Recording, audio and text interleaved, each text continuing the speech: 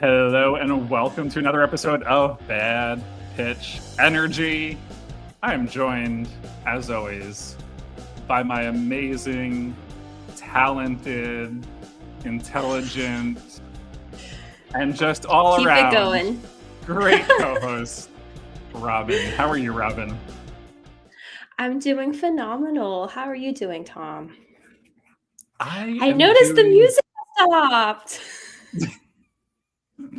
I'm nervous to let it go any longer than like the initial 10 seconds now because who knows what's We going to actually happen. got called out on it. Yeah, I know. We actually got called out on it once. And then I still can't believe you posted that little clip on our Instagram. Bloopers, Robyn. You've got to post the bloopers. I mean, also me, because I don't know, that job has fallen to me. I'm doing such a bad job at managing our social media. And I was like, what's an easy clip that I could post that would just show people we're still alive? And like, contrary to popular belief, we are still making radio every single week. We just don't post about it. No, we're really bad at posting on Instagram and TikTok. I think part of it is we really just are doing it on our own. We don't have like a social media team. And you're also the one who like holds all the recordings and everything. So I feel bad that ends up falling on your shoulders, but you know, it's totally fine. We are alive. We do have a social media account.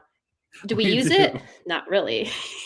No, we don't. But we do. But listen, we are making it work. We are making it happen. And here we are, another week. This is our last episode in May. And another month in Major League Baseball has gone by. And I'll be honest, I'm still not having any more fun than I was a month ago. I feel like I've kind of just like let it go. I roll with the punches as they come. Truthfully, to our listeners, this session is actually just gonna be like more of a yap session than anything else, because we also honestly have no idea what's happening this week in baseball. I haven't kept up with it, I think, at all this week. Our Twitter bookmarks are absolutely empty. I think the last bookmark we had was about the Edwin Diaz illegal cockfighting thing. So, which, by the way, yeah, crickets, nothing has come out on that because it's the Dodgers. MLB literally has said nothing. I think the most that they've quote unquote said is something that John Boy Media posted, and John Boy Media I think has kind of, they did sign a contract to essentially be like their unofficial like social media partnership sort of thing. And they made a singular graphic and then we never heard about it again. So that was it. And that's all we'll probably ever hear, but that's okay. Yeah. So love it. It is what it is. So catch up with Robyn and Thomas this week. Yes. That's what it's really going to be. Chirping in the background. It just is so peaceful, Robyn. It really does feel like May was incredibly quick, because I remember being excited, you know, turning the page on what was a very gloomy April and just, you know, May baseball, we're finally going to get things together, and things have not gotten together at all.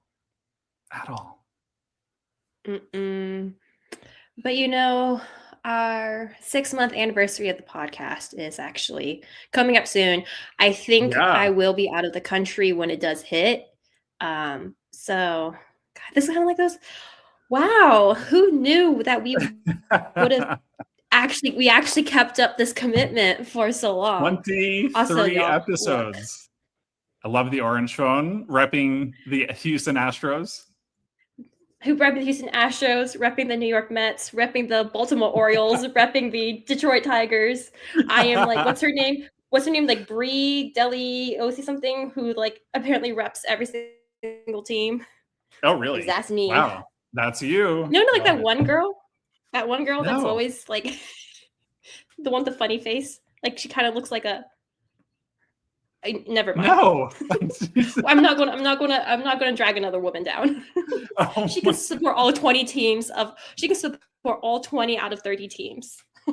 Speaking of someone who supports a lot of teams and a lot of games, Marlins Man discourse has been re-entering the mainstream. And if you know anything about Marlins Man, it is this gentleman, very well-off gentleman, who lives in Miami, but he goes to all of the Major League Baseball games around the country, all of the stadiums. He's at most of the playoff games, and his jersey says Marlins Man. And I've seen him a bunch of times at Mets games. Even when the Marlins, it's not even like that he follows the Marlins. He could be at like Detroit Tigers Cleveland Guardians game in Cleveland. And so just a really interesting guy, but he definitely, how do I say this about Marlins Man? He's definitely a womanizer. And I think all the women I've seen him with, and of course this is all alleged in speculation, but they're much younger and they all look very similar. And I don't see the same one too often. Like ever? Let's just... I mean... So, I don't know. No. I mean, when you're in a certain tax bracket, right? You can just... True. This is I'm just going to go like ... here and let y'all connect my dots. So. Fair. Well, Robyn, yes. talking about, and I'm going to somehow pivot here to actual baseball, because as we rapidly approach the month of June, I don't think we're in a place standings wise where we thought our teams, but other teams would be. And I think especially when I look at the American League, it really does feel all over the place. The AL West is a mess. I even look at the AL Central, and who would have thought that the White Sox would be one of the better teams in baseball as of the end of May? All I can say is I feel like the the American League in general is just playing bad baseball all around. I mean, if you look at the current standing, it's 1, 2, 3, 4, 5, 6, 7, 8. Okay. No, 1, 2, 3, 4. Sorry, I can count. 1, 2, 3, 4, 5. Yeah, 5. No, 4. Wait, 1, 2, 3, 4, 5. 5. I can count. I believe 5 teams, only 5 teams above the 500 line right now. Yep. It's just bad baseball versus if you look at the National League, I think the entire NL Central is all playing above 500. Braves are killing it. They have the best record right now. NL West, 3 teams are above. So it's just all across the standings, across the board, just all over the place. I think, do you want to just like run through each division right now? Give our opinions, just like how we did 2 months ago. Yeah, because let's start with the AL East, where we were quite wrong. I think we picked the Toronto Blue Jays. And of course, there's still a ton of baseball left. There's over 100 games left to be played. But if you told me that the Red Sox would be 22-30 in last place and the Rays would be 34-17 in first, I wouldn't have believed you. No, it's just Rays. I think they're always that pesky team that does very well at the beginning of the year, but then I think they start losing steam and end up falling to like third. Yankees is just classic, good, solid, 162 games of the year. Blue Jays plagued by injuries. I think Dylan Cease just actually went down to the IL as well. Yeah, I saw that. Yeah, Orioles is just not. I think a couple years ago there were a lot of high expectations for the Orioles because they had a lot of young guys, a lot of good young guys coming in, and then they all just kind of faded into obscurity. Pete Alonso is like batting 200. It's very bad. So this was not how I thought it was gonna be a bloodbath. This is the furthest thing from a bloodbath. So yeah, it'll be interesting. I think we all expect the Blue Jays to get it together and make a run, as they tend to do later in the season in previous years. I don't see any signs though of the Rays fading. I mean, they look like they are built for 162 games.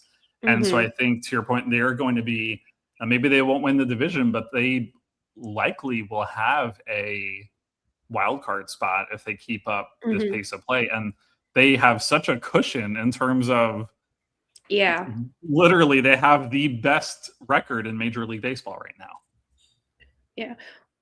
So good for them. AL Central, again, very... What, Thomas? Good for them. I have no opinions about the Rays. Good for them. Moving on. Moving on. I mean, I feel like oh boy, I feel like we shit talk the Yankees enough. I don't really... You mean you don't want to beat a dead horse with me? I love beating a dead horse with you, but like, they're playing well. What do I be a dead horse about at this point? Like, good for them. I know. Good for them. They're meeting expectations. They're all meeting expectations. Yes, they are. AL Central. This is another league where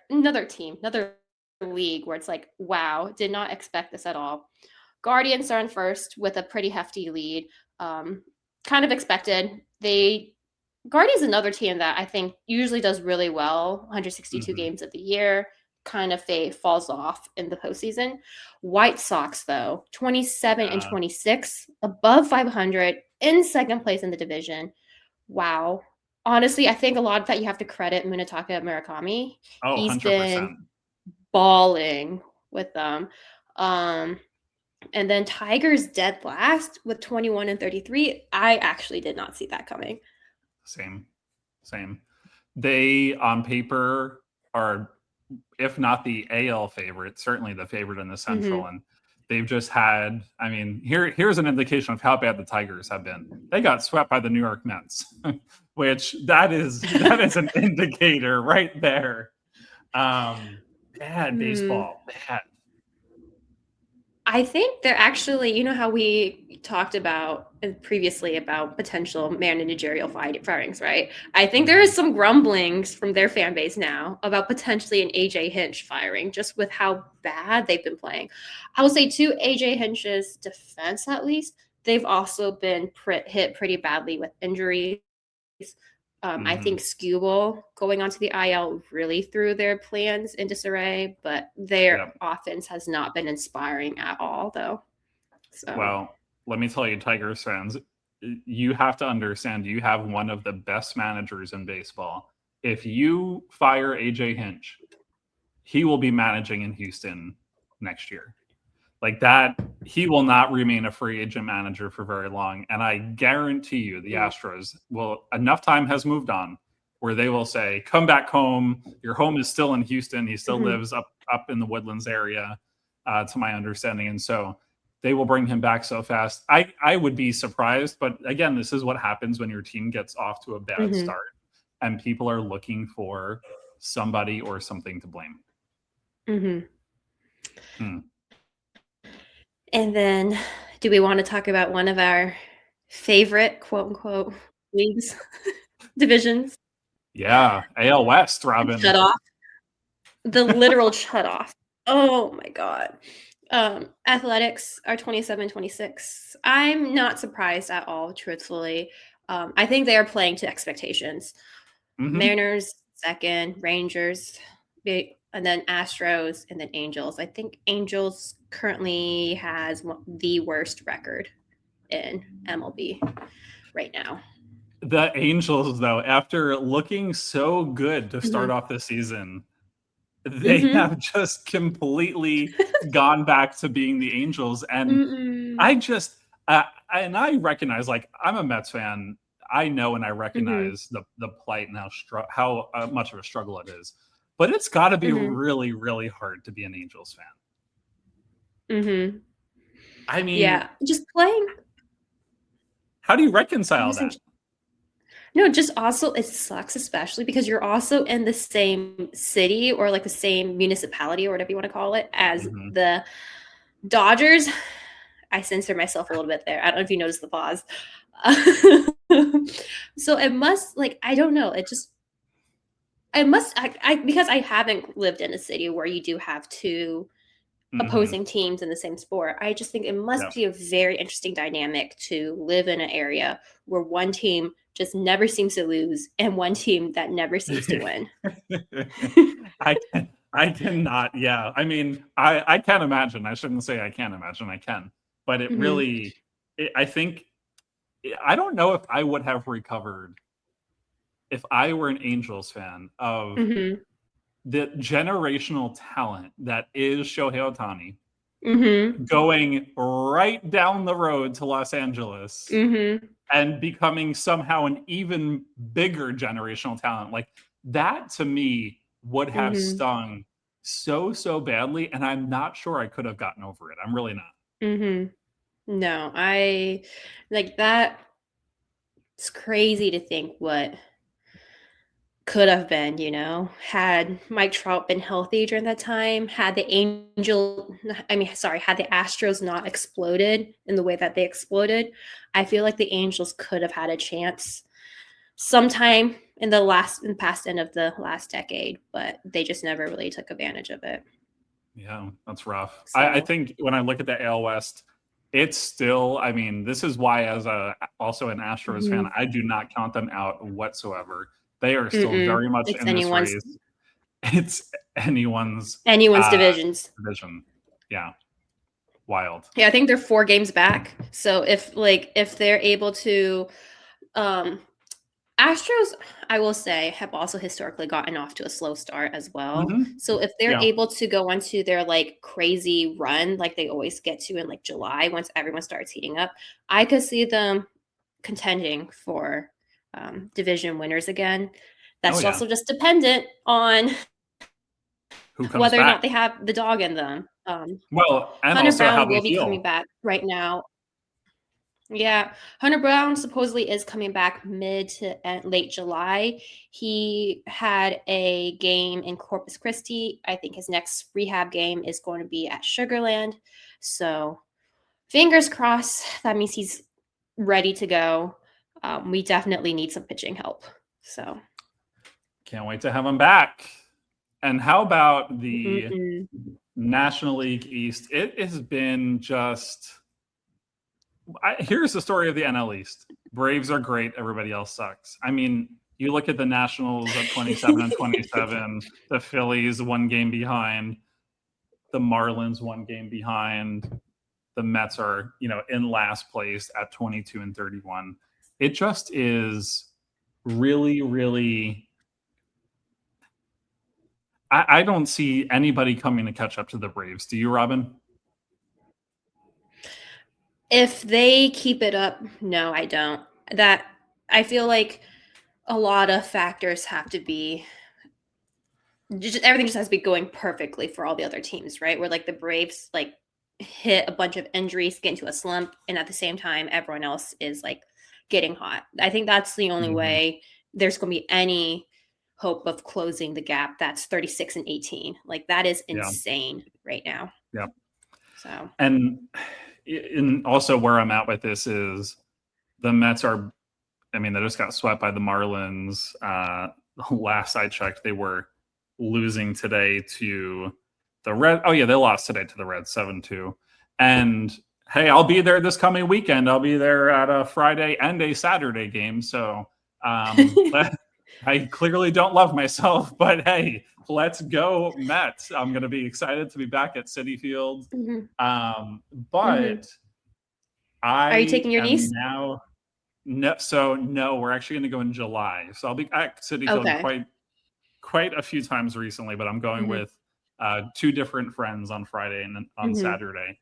And Dana being one of them, who you may see on the podcast, but I don't know. She's very sketchy. And to my knowledge, she is sketchy is a choice word.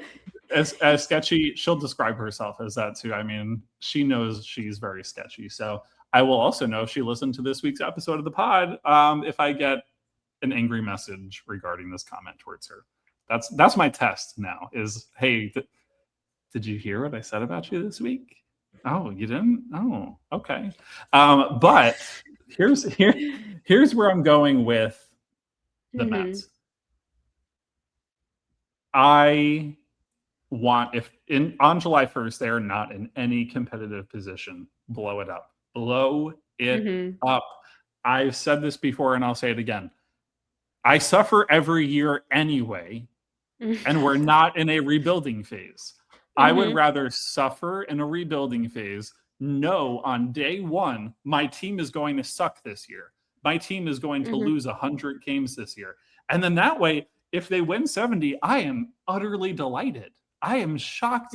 I am excited. They've given me a little bit of hope, but I had no expectations. We just need to tear it down. Now, they sucked me back in last week. You know, they had some a good series at Citi Field against the Yankees. And then they went and they shit the bed in Washington against the Nationals. Then they went to Miami and they got swept by the Marlins. I mean, so it's a roller coaster, but I still have hope. But that hope runs out in 5 weeks.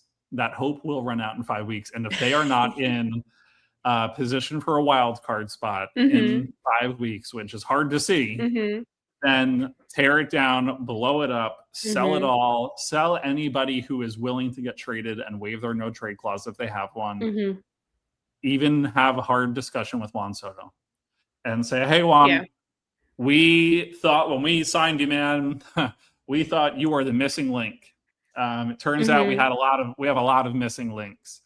And I think you have to have that conversation and say, would you be willing to get traded to, I don't even know what team would want him, but there would be teams who want him, you know, whether that be the Dodgers or whether that be the Phillies, or I can't imagine them trading him there, whether that be the Red Sox, wherever that may be, and say like, hey, the Mets, no, we're going to have to eat a good amount of this contract. Yeah. But would you be willing to do it? I don't know. Like, I really hope that this Houston. Is all we don't have an outfield. Why not at this point? Listen, why not? Come to Houston. Okay, literally, if the Mets are willing to eat his contract, Jim Crane may actually like buy it. Yeah. Because Jim Crane is cheap as fuck. He's cheap. Yes, he is. He's very cheap. But if the Mets will eat his contract, I mean, we don't have an outfield right now. And listen, I love a good deal, Jim, but I'm not I'm not a billionaire. Jim Crane is a billionaire, and he's still shopping in the clearance section. So I don't understand what Jim's deal is here. But anyway, moving on to the NL Central. And to me, the NL Central has always been the most boring division in baseball. I don't know why, it just has been. But they're the division that's winning. Well, they are. They are the division they win. That's the crazy thing. That's why they're boring. Winning is boring, Robyn, don't you know? And so I think I look, you know, where Brewers are in first place. That's where I expected them to be. Cardinals and Cubs are right about in second place. That's kind of where I expected them to be. The Reds and the Pirates are not that far off. Like, this is a very tight division.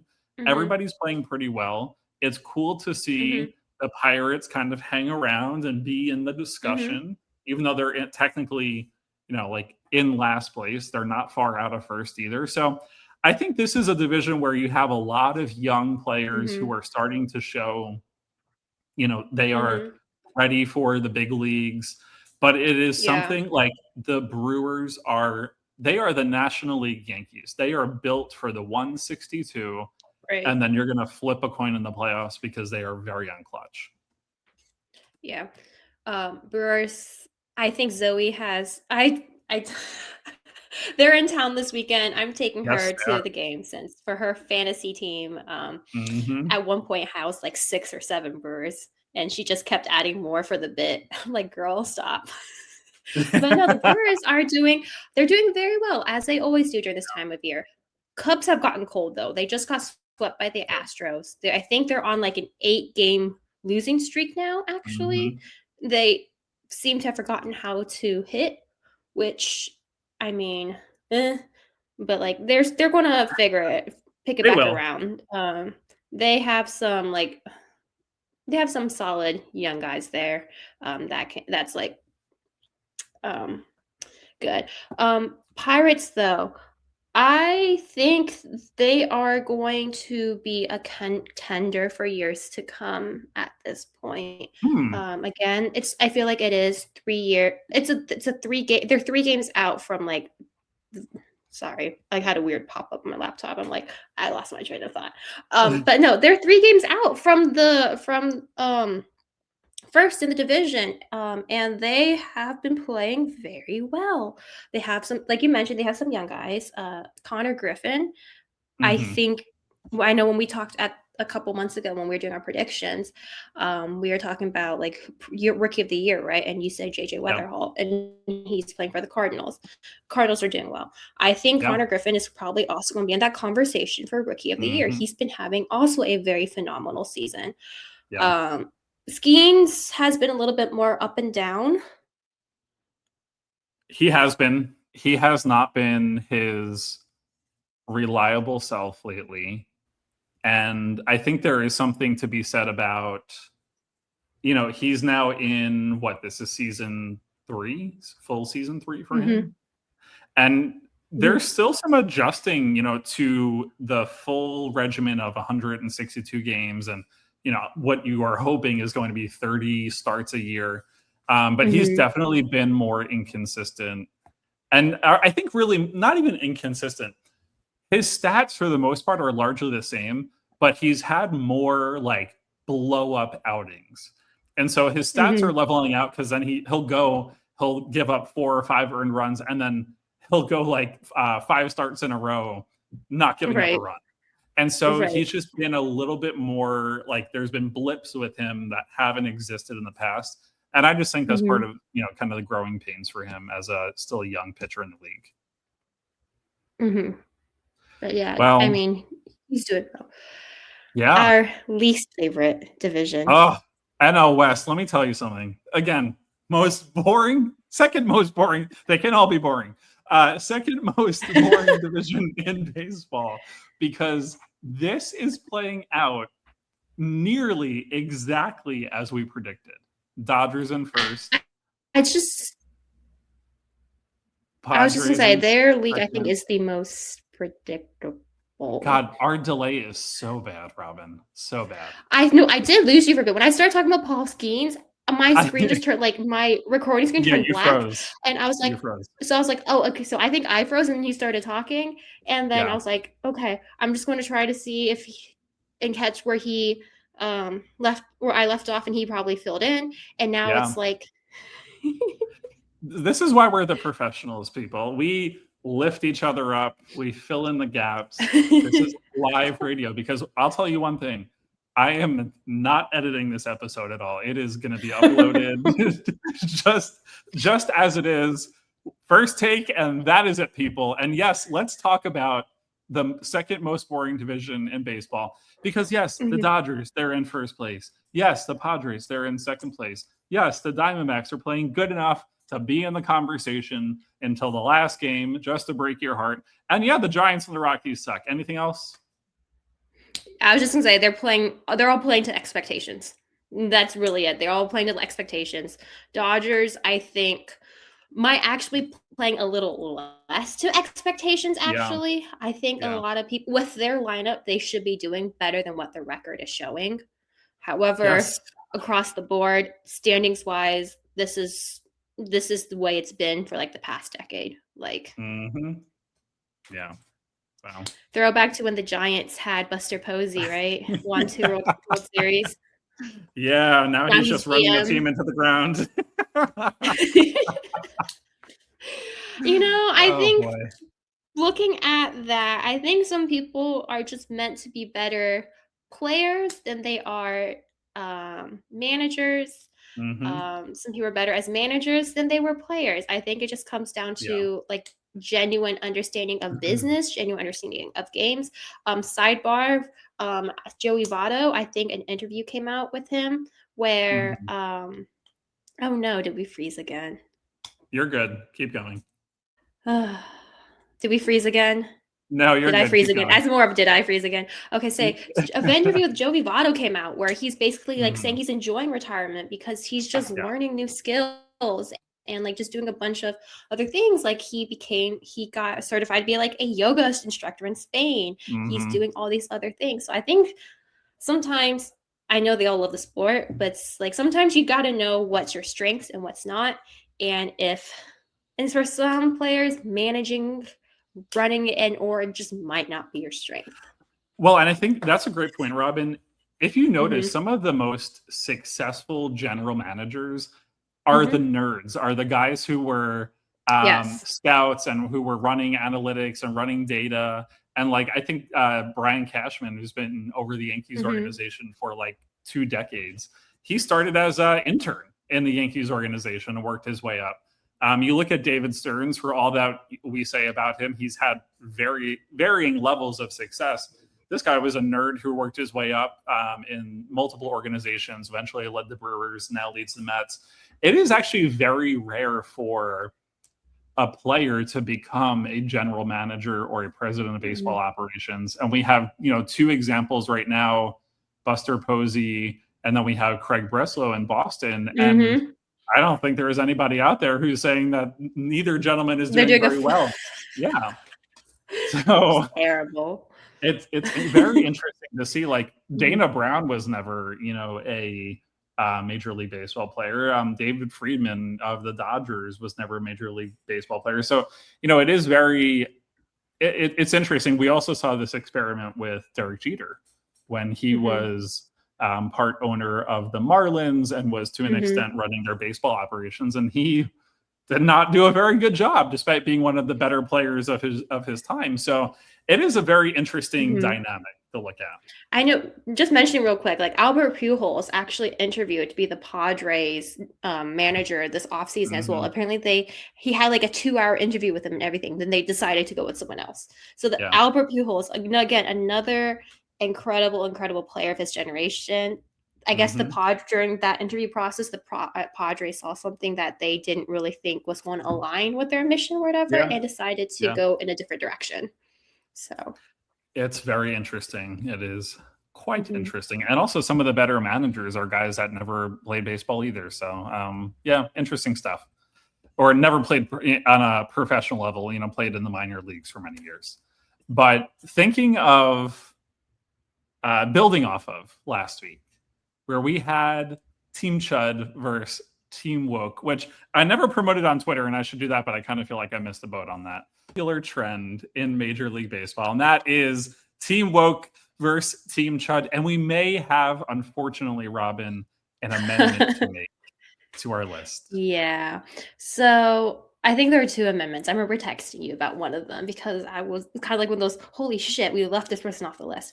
But on our Team Woke side, at least, Team Pete Crow Armstrong unfortunately lost some of his woke status this week because of kind of a misogynistic situation with the fan where he told her to suck his dick, bitch. However, so like, he shouldn't have said that. He shouldn't have interacted. Should have like pretend never happened, right? Just pretend you don't hear her, right? But however, as someone who is also a firm believer in if you're going to start shit, you better be able to take shit. And she was chirping at him during a bat practice. It wasn't even like a game. She just went up to him like when he was at bat practice, and she just like got all up in like whatever. It's not courtside. It's called whatever it's called at the net. She basically got to the net and like I think she had a drink in her hand. She just started chirping and yelling at him. So I feel like if you're going to do something like that, you better expect some foul language hurled back at you. However, could have said some other things. And unfortunately, he should have been the bigger person. I mean, as much as I agree, it's like if you can't take it, you shouldn't be dishing it out. But you are, for better or for worse, being paid millions of dollars to deal with these sorts of little nuisances. And so, shame on PCA. And he's I mean, he's been playing awful, and the Cubs been playing awful since that moment. So I don't know. Interesting.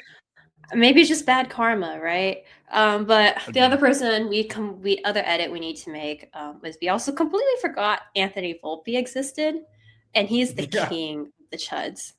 Like very much, very happy to be friends with Trump level of Chud. Yeah. So, also terrible player. I think no, thing is he went to AAA because of an injury, right? And then after his rehab technically ended, the Yankees were kind of like, we're good. You can kind of stay there a bit longer. You can stay. And then as soon as he came back up, he made his classic E6 error. So back in mid-season form, Anthony. Gotta love good old Anthony Volpe. Yeah. But someone who was on our Chud list as well I think he's just kind of become the league idiot, kind of. But Dalton Rushing also, he made an automatic ball challenge, ABS challenge, when they're playing the Red Sox, I believe, and it was very clearly a strike. He challenged it, saying, "It's a ball, dude. It's a ball." Yes. And then no, it's the Brewers. It was one of the Contreras brothers. I just remember being one of the Contreras brothers. Yep. It was. And it was very clearly a strike. But it was also one of those situations that I probably got blown out a bit more than it should, just because of how ugly he is and how annoying he has become. But if you also look at the body language of the players, in general, like the players like to rib each other and things like that. That was not, the back and forth between them was very much not, and this was in good fun sort of ribbing. Not at all. You could see Contreras' face was like, what's wrong? Like, kind of what's wrong with you when he initially said it. And then when Contreras' challenge was validated, that it was in fact a strike, he just looked at him. He's like, just like kind of like emotionless stare at him, which I thought was the perfect way to kind of handle somebody like King Chud, Dalton Rushing. But I mean, again, there is a way to do this where this is fun, part of the game. But I think also Dalton Rushing is too new and too young of a player to be kind of like this veteran acting jackass. And so it just doesn't, and he's not likable. You could be a jerk, you could be playful and rib guys, but ultimately you're a likable guy. And he's just, he's not. No, he could probably take some lessons from teammate Mookie Betts, because I think Mookie is one of those guys who's like, does like the classic ribbing, but it's always, he's so likable that it works for him.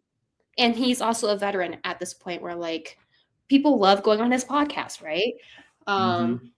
So it's just one of those where like, look at like, we're kind of dishing it on him as we have been a few episodes, but like just go to your teammate and like learn some humility, Hell, maybe even Kyle Tucker could help him with some humility. I don't know, because y'all. I don't think he can, y'all, because Kyle Tucker, sir, you have a wife. You have a big you have a family. I get it. She is gorgeous. We all think she's gorgeous. To her like that. You don't need to bite your lips like that. Like, who is he trying to impress here? This is weird. Okay, but the thing is, oh my gosh. It was the camera angle. It was the guy manning the camera who did that very slow zoom in on his face. Yep. And that's when everyone went, "Sir, you are married."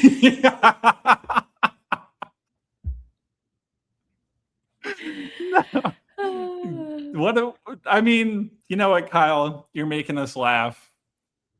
Just be a little bit more subtle next time, sir, because you're at work and you have a whole wife and a whole family, sir. Oh sir. My gosh. He didn't do this shit in Houston. That's all I can say. Well, and no comment. The thing is, like, I will say Julia would not have let him get away with it. Julia has those men on their best behavior, and they know not to play with her. or her husband. Mm-hmm. Yes. Exactly. Yeah. All right. Well, due to some technical difficulties, a little bit of a technology meltdown, we're going to wrap up the show right here. Thanks as always for listening to Bad Pitch Energy, and we will see you on the next one. Bye, everybody.